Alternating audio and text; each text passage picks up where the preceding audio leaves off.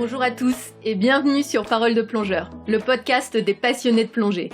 Je m'appelle Christelle et j'ai créé ce podcast pour vous faire partager, au travers d'interviews, les récits passionnants des amoureux de l'océan et de plongée. J'espère que vos écoutes seront remplies de découvertes et d'inspiration. Si vous appréciez ce podcast, n'hésitez pas à laisser 5 étoiles ainsi que vos commentaires pour me dire ce que vous en pensez et comment m'améliorer. Ça me fera super plaisir. Dans ce nouvel épisode, c'est Clément, instructeur de plongée, qui sera mon invité. Ayant travaillé plusieurs saisons en tant qu'instructeur en Sicile, je lui ai demandé de nous faire un retour sur son expérience culturelle et de plongée sur cette magnifique île italienne. Il va nous parler non seulement des spots de plongée et des questions environnementales, mais aussi du caractère bien trempé des Siciliens et des spécialités culinaires à tomber par terre.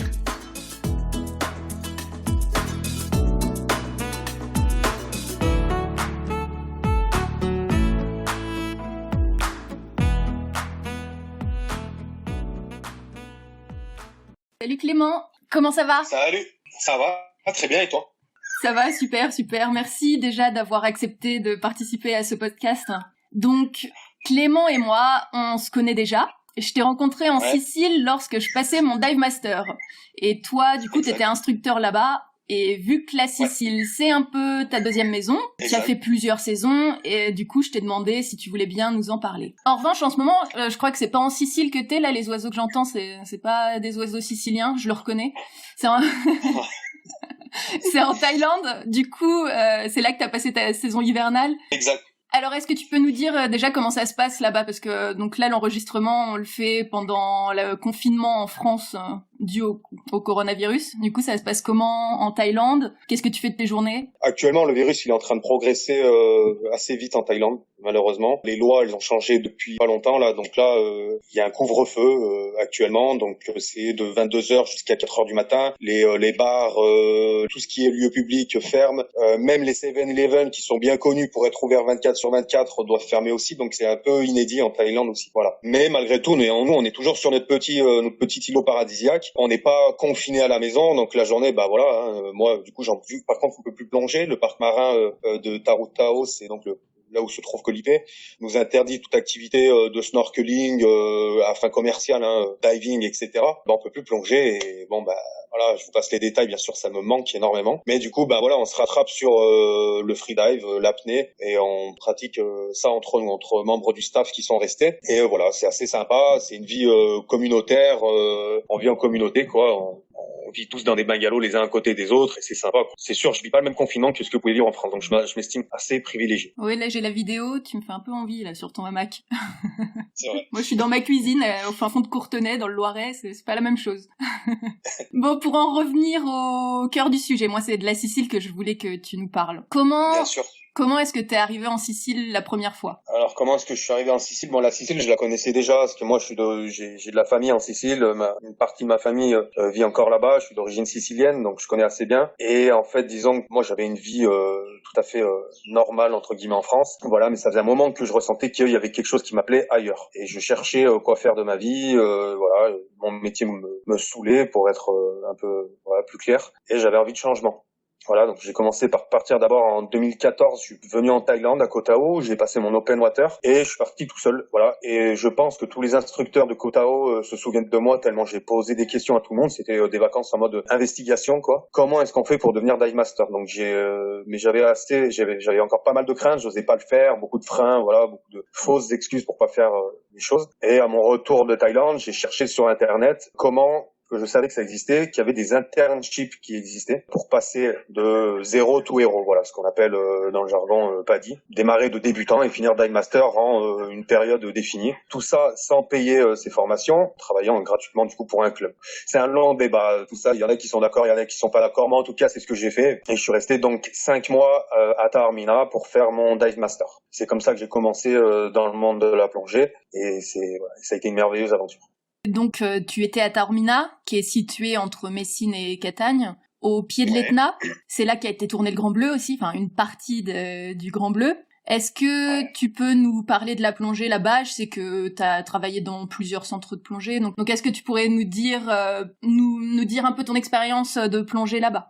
Effectivement, du coup, c'est les clubs qu'il y a du côté de Taormina. Actuellement, il y en a 3 qui sont à Giardini Naxos, qui est donc une petite ville collée à Taormina, et 2 qui sont vraiment sur le territoire de Taormina, donc autour de Isola Bella. Isola Bella, c'est une petite île, voilà, une belle plage. C'est une des cartes postales de la Sicile, et généralement tous les sites de plongée sont autour de Isola Bella. Donc c'est des sites qui sont assez regroupés, ils sont pas très loin les uns des autres. C'est tous des clubs qui sont à taille humaine, c'est pas des grosses usines à plongeurs, donc c'est grosso modo toujours des petits clubs familiaux, on va dire, hein, d'accord, avec utilisation pour la grande majorité de Zodiac, avec possibilité d'embarquer à peu près une quinzaine, 15 à 20 personnes à peu près, c'est à peu près ça pour tous. Voilà. Et tous plongent du coup sur les mêmes sites qui sont, comme je disais, autour de Isola Bella.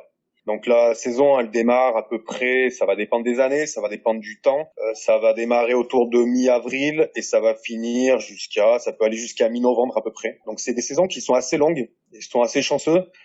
C'est des saisons de 6-7 mois. On a une clientèle qui est internationale, mais vraiment internationale, quoi.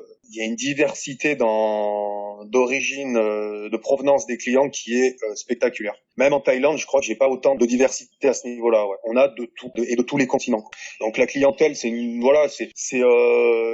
clientèle internationale et de tout niveau. Ça va du débutant qui n'a jamais plongé à l'open water jusqu'au plongeur certifié, plongeur tech, etc. Voilà, on a vraiment tous les niveaux. Quand on démarre la saison, on a une eau qui démarre à peu près à 16 degrés, c'est assez froid. Et en plein été, arrivé le mois d'août, septembre, on va avoir une eau qui va être à 24-25 degrés en surface. Dessous, ce sera forcément plus froid, surtout que là-bas, on a des thermoclines qui sont assez conséquentes, hein. On le sent bien, quoi, et on la voit même, la thermocline, hein. On a des courants qui sont assez pénibles, des fois même. En fait, on a le détroit de Messine qui est plus au nord et qui nous propose 2 belles poussées de courant par jour, qui longe du coup la côte sicilienne du nord au sud, et du coup ça nous arrive en plein dessus 2 fois par jour, et donc on a des courants qui peuvent être assez forts, voire même dangereux sur certains sites. Le choix des sites de plongée, par contre, il y en a pour tous les niveaux. On a des sites qui sont assez protégés, qui peuvent correspondre à des niveaux débutants jusqu'à vraiment niveau expert. En termes de visibilité, maintenant on a une visie qui est vachement altérée. Ça peut aller de 3 mètres jusqu'à 20 mètres et plus, quoi, de visibilité. Et ça, vachement influencé par le vent. Donc on a des périodes vraiment horribles, comme on peut avoir des périodes, mais de toute beauté, avec une eau bleue méditerranéenne magnifique. Les sites de plongée, moi j'adore plonger là-bas. Quel est l'intérêt d'aller plonger du côté de Taormina? C'est surtout pour la topographie. La topographie des sites, elle est impressionnante. On a donc de partout, c'est de la roche volcanique, avec des formations rocheuses. On a donc ça va être beaucoup de passages entre les rochers. On va avoir de toutes sortes. On va avoir des tunnels, des cheminées. On va avoir beaucoup de grottes sous-marines, dont la fameuse grotte Tatsura, qui celle-ci est ouverte, qui correspond même à des plongeurs open water sans problème. Et donc on a de très très beaux effets de jeux de lumière qui font un peu penser même aux cénotes au Mexique. Voilà, pour y être allé, je me permets de comparer quand même, parce que c'est quand même de toute beauté certains effets de lumière dans ces cavités-là, et c'est vraiment super beau. On a aussi les sites plus profonds, avec les fameuses gorgognes. Voilà, on a un champ de gorgognes qui commence à 40 mètres, et le fond, on ne sait pas à combien il va. Je connais des gens qui sont allés à 80 mètres et qui ne voyaient toujours pas le fond, donc on ne sait pas à combien ça va. Et c'est de toute beauté. Voilà, les gorgognes de Méditerranée, pour moi, c'est le top du top. Moi, j'adore plonger là-bas, pour tous ces passages entre les rochers. Le rôle du dive master, il prend tout son sens, voilà, comparé à des endroits comme ici, par exemple, où je me trouve, où c'est assez simple quand même, quoi. Voilà, tu suis un récif, le premier casse 50 bars, tu remontes, le bateau il vient te chercher, bon voilà. Là-bas, du côté de Taormina, le dive master, il a quand même intérêt à avoir un bon sens de l'orientation, parce qu'il va falloir mémoriser où sont tous ces passages. Voilà, sinon l'intérêt de la plongée, ça perd assez vite en sort de son sens. Voilà, moi j'adore ça. Voilà, quand tout le monde est complètement désorienté, tout le monde n'a aucune idée de l'endroit où il se trouve par rapport au bateau, et que les gens me font signe, voilà, j'ai 50 bars là, il serait temps de remonter. Ouais, t'inquiète, regarde au-dessus, il y a le bateau. Voilà, là c'est la classe. Au niveau de l'expérience plongeur, moi je me rappelle quand j'ai commencé là-bas, j'avais des plongeurs qui me disaient, voilà, moi cette année je suis allé plonger en Égypte, moi je suis allé plonger en Indonésie, je suis allé plonger un peu partout au Mexique, voilà. Au début, je me rappelle que j'avais honte au tout début de pas honte, mais je me disais ils vont être déçus d'être plongés ici parce qu'au niveau de la faune et de la flore, c'est quand même pas aussi riche que ce qu'ils auront pu voir avant. Et finalement, tout le monde se régale parce que c'est une expérience différente de ce qu'ils ont pu connaître. Justement, suivre un riff, tout le monde peut le faire, c'est généralement ce qu'on fait en plongée, quoi. Là, c'est un bon exercice pour la flottabilité des plongeurs. Voilà, il y a souvent des gens, justement, vu que c'est une clientèle internationale, des gens qui sont habitués un peu aux eaux tropicales, qui plongent en shorty, qui n'ont pas trop besoin d'utiliser leur gilet d'habitude. Voilà, bah là, ils se retrouvent avec une combinaison intégrale. L'eau est très très très salée du côté Taormina, beaucoup plus que beaucoup d'endroits en Méditerranée, même plus qu'à certains endroits en Sicile même. Hein. Si tu vas du côté de Syracuse, l'eau sera moins salée qu'à Taormina. On est obligé de lester un peu plus. Du coup, les gens qui n'ont pas l'habitude d'utiliser leur gilet, voilà, c'est un bon exercice pour eux. Par remuer le fond, passer justement dans ces passages-là, voilà, c'est assez intéressant même pour eux, quoi. Et c'est pour ça que les gens ils se régalent aussi parce qu'au final, voilà, c'est une autre approche de la plongée qu'ils n'avaient pas forcément connue avant. Généralement, les gens sont très contents de plonger du côté de Isola Bella. En termes de faune et de flore, c'est sûr que c'est pas fou. Si vous vous êtes habitué à plonger, voilà, dans des super coins du monde, voilà, comme l'Indonésie, l'Égypte, tout ça, voilà, c'est sûr qu'il y aura moins à voir, c'est clair. Malgré tout, il y a quand même une diversité qui est quand même pas mal. La Méditerranée, faut quand même savoir, quoi, que c'est une des mers qui a le plus de diversité. À Taormina, c'est pas mal non plus, malgré tout. On a quand même, je parlais tout à l'heure des gorgognes.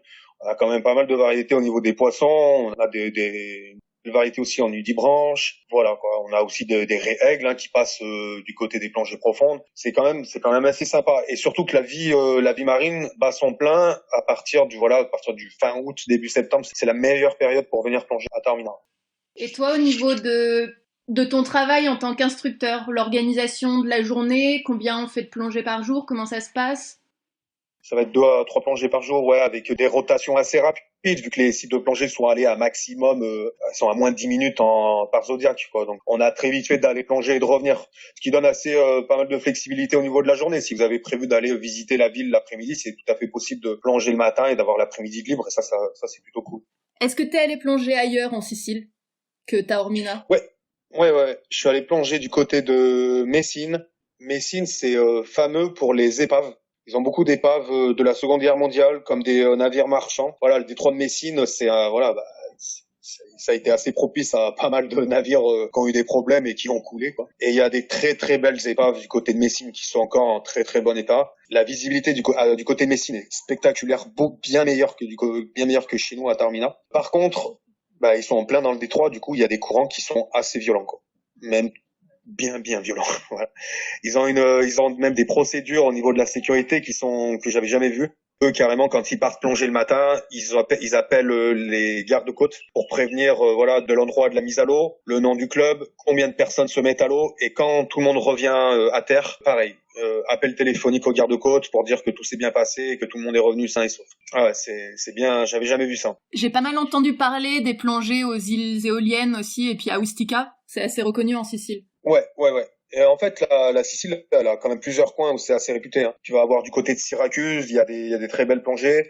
Les îles éoliennes, les îles Egade également, je me rappelle de Favignana, qui est une petite île déjà magnifique à visiter avec une eau turquoise exceptionnelle. Et il paraît que les plongées sont très belles là-bas. Il y a aussi du côté de Lampedusa où les plongées sont magnifiques. Et bien sûr, le top du top, c'est Ustica, qui est pour le coup une vraie réserve naturelle. Est-ce que tu peux nous parler un peu de la vie en dehors du centre de plongée en Sicile? Où est-ce que t'habites? Comment c'est Taormina? Est-ce qu'il y a des choses à faire le soir ou pendant tes journées de congé? On vit à Giardini Naxos, donc je vous disais tout à l'heure, c'est vraiment collé à Taormina.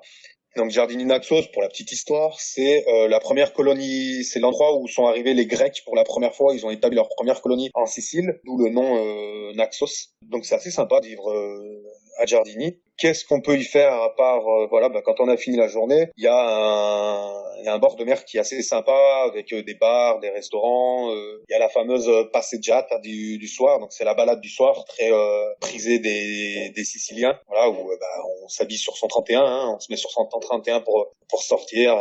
C'est des passionnés, les Siciliens, c'est des romantiques. Voilà, ils aiment bien sortir le soir, manger au restaurant, boire un coup. Ça vit énormément dehors l'été. Donc il y a beaucoup de vie, voilà. Même du côté de Taormina, Taormina c'est magnifique aussi avec ses petites ruelles escarpées, là c'est super beau. Donc il y a, voilà, c'est la balade du soir. Après pour les plus festifs, on va avoir des bars, des boîtes de nuit pour continuer, et de temps en temps dans les petits bleds à côté, voilà. Après faut avoir un moyen de locomotion, faut être un petit peu au courant de où ça se passe. Il y a souvent des fêtes sur la plage, voilà, dans des lits d'eau qui sont ouverts uniquement l'été, voilà. Où, voilà, c'est des nightclubs sur la plage, quoi. Il y a vraiment des sacrées soirées des fois. Quand on a une journée de libre, c'est sympa d'aller explorer la Sicile.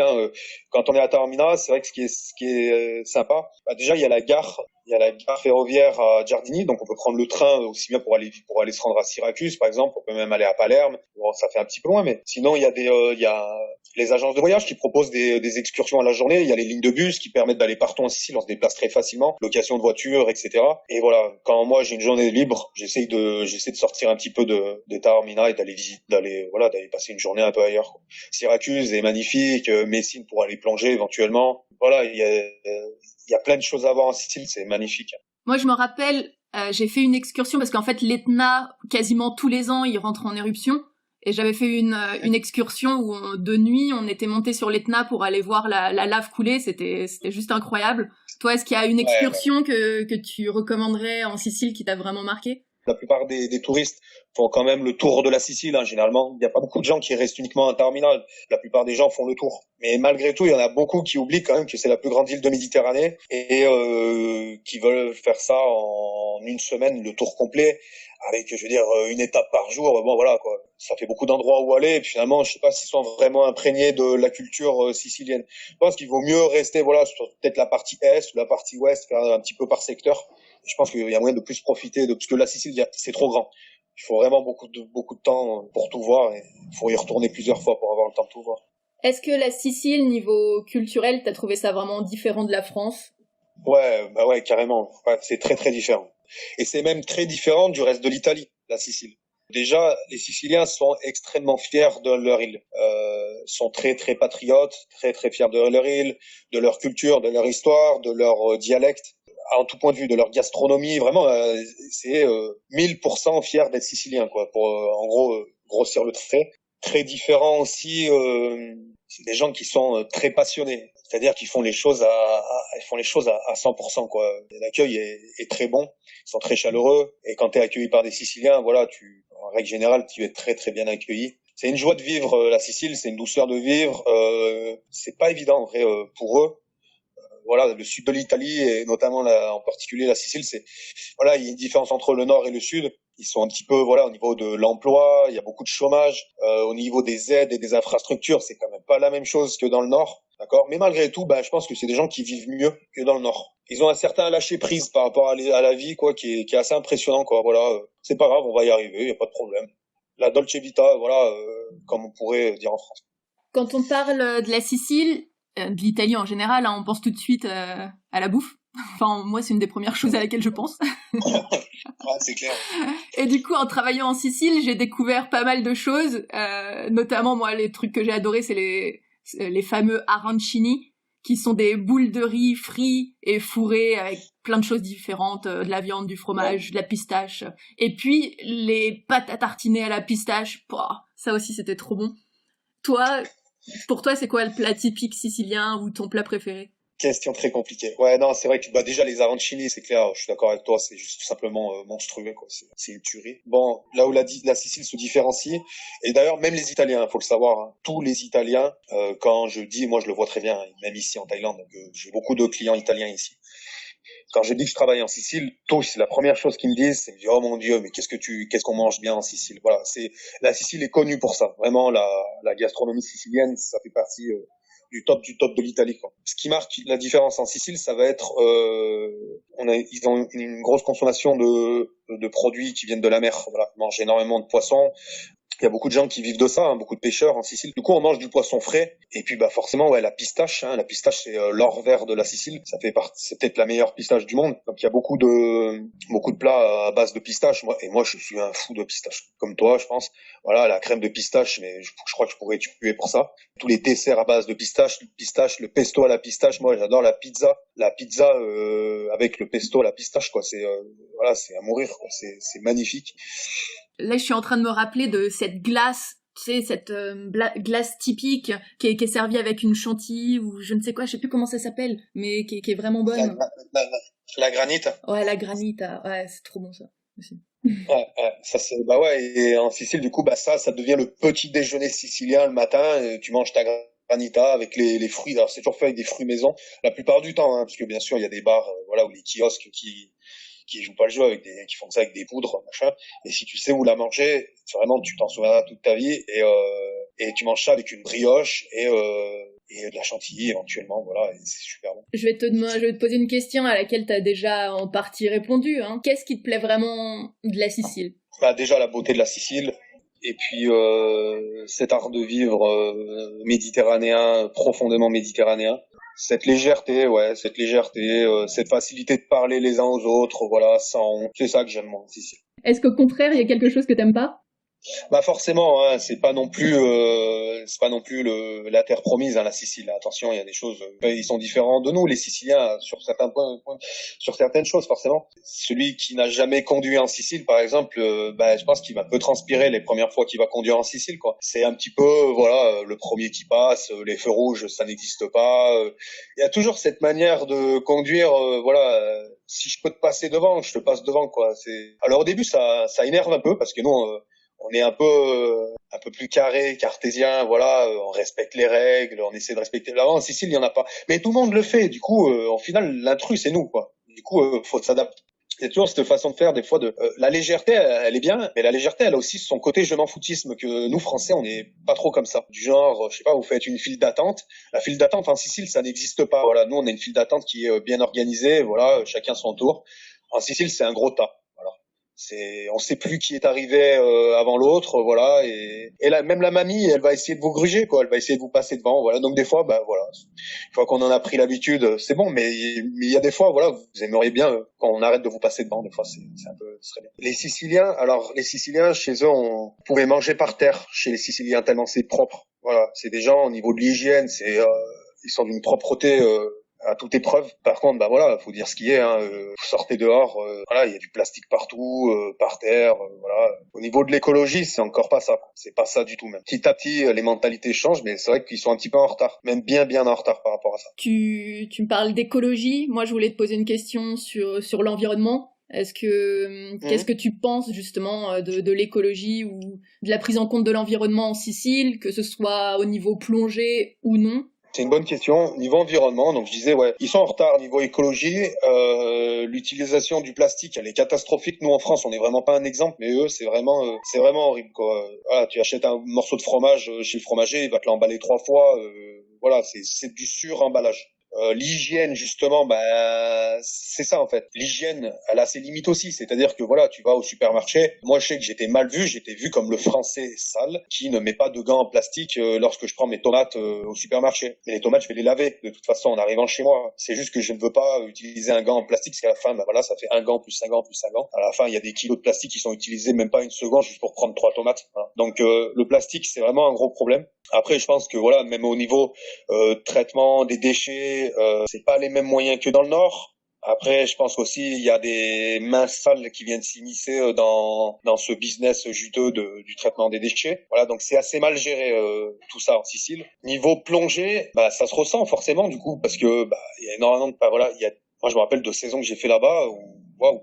Alors quand on est en dehors de l'eau, tu vois rien, c'est une mer magnifique, mais en fait il y a tout qui flotte en surface et quand on est dessous, nous on le voit quoi. C'est vraiment ça t'as envie de pleurer des fois, ouais. C'est assez triste. Je parlais du traitement des déchets, ils viennent d'arriver seulement maintenant au tri sélectif, ça fait seulement 1 an. Alors que nous, ça fait quand même des années et des années. Malgré tout, il y a quand même, voilà, un changement de mentalité qui est en train de s'opérer. Tout à l'heure, on parlait de Ustica, qui est une réserve marine, et pour le coup, c'est vraiment une réserve marine. Voilà. À Taormina, je trouve que c'est assez mal géré, alors qu'à Ustica, ça allait très bien. D'ailleurs, je suis en contact avec une femme qui travaille pour Longitude 181, donc qui est une association qui met en œuvre plusieurs actions dans divers domaines, mais pour la protection des océans. Et donc, depuis 2 ans, ils ont créé la première antenne italienne à Ustica, justement. Donc, il y a et là, il y en a une dernière qui a été ouverte l'année dernière, si je me trompe pas, à Milazzo. Donc voilà, il y a une charte Ils ont créé ce qu'ils appellent la charte du plongeur. Donc c'est un engagement de qualité dans les clubs de plongée, pour plonger éco-responsable. Et petit à petit, c'est en train de s'installer, mais plutôt du côté d'Oustica, Espérons que la charte progresse et qu'on arrive petit à petit à ce que ce soit généralisé en Sicile. Du côté de Taormina, moi je trouve que c'est très mal géré. Je sais pas, par exemple, la Isola Bella, qui est quand même une des cartes postales de la Sicile. Donc à 10h le matin, les poubelles sont pleines à ras-bord. Il y a plus personne qui vient ramasser avant le lendemain matin, qui s'envole en mer. C'est des choses, ça fait mal au cœur à voir ça, Mais bon, comme je te disais, ça progresse, j'espère que ça va aller. Mais il faudrait que ça aille plus vite, par contre. Est-ce que t'as une dernière chose à raconter, une anecdote ou quelque chose que tu voudrais dire pour clôturer ce récit? Venez plonger avec nous. Peu importe le club, peu importe l'endroit, la Sicile, c'est vraiment à voir. Vous allez vous régaler en Sicile. Et il y a encore des super choses à voir en Méditerranée. Contrairement à ce qu'on pourrait penser, la Méditerranée va mal, mais il y a encore des choses à voir. En Sicile, c'est pas mal. Super. Je te remercie. C'était super.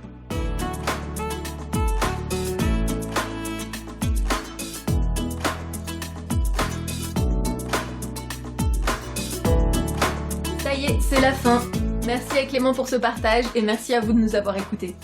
Parole de plongeur, c'est un épisode toutes les 2 semaines, le mardi. Alors pour ne rater aucun épisode, abonnez-vous au podcast et surtout, dites-moi ce que vous en pensez. C'est ça qui va finalement m'aider à améliorer mes interviews.